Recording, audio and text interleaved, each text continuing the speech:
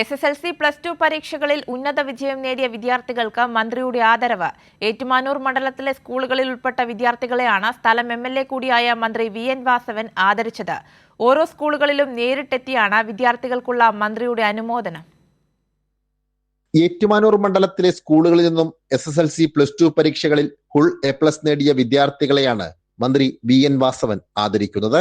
സ്വന്തം കയ്യൊപ്പോടുകൂടിയ ഉപഹാരം നൽകിയാണ് വിദ്യാർത്ഥികൾക്കുള്ള ആദരവ് മന്ത്രി കൈമാറുന്നത്. എല്ലാ സ്കൂളുകളിലും നേരിട്ടെത്തിയാണ് വിദ്യാർത്ഥികൾക്കുള്ള മന്ത്രിയുടെ അനുമോദനം. 100% വിജയം നേടിയ സ്കൂളുകൾക്കും ഉപഹാരങ്ങൾ നൽകുന്നുണ്ട്.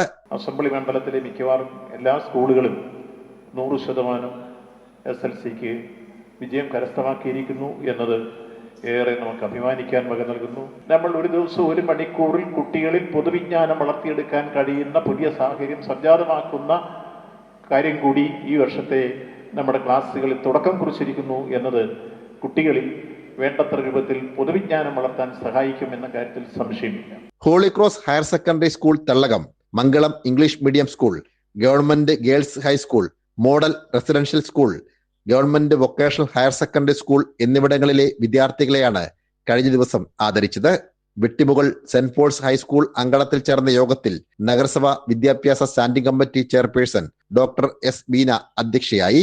വരും ദിവസങ്ങളിൽ മറ്റു സ്കൂളുകളിലും സമാനമായ രീതിയിൽ പരിപാടി സംഘടിപ്പിക്കുവാനാണ് തീരുമാനം. സാംജിത് ആർപ്പൂക്കരയ്ക്കൊപ്പം സനോജ് സുരേന്ദ്രൻ, കൈരളി ന്യൂസ്, കോട്ടയം.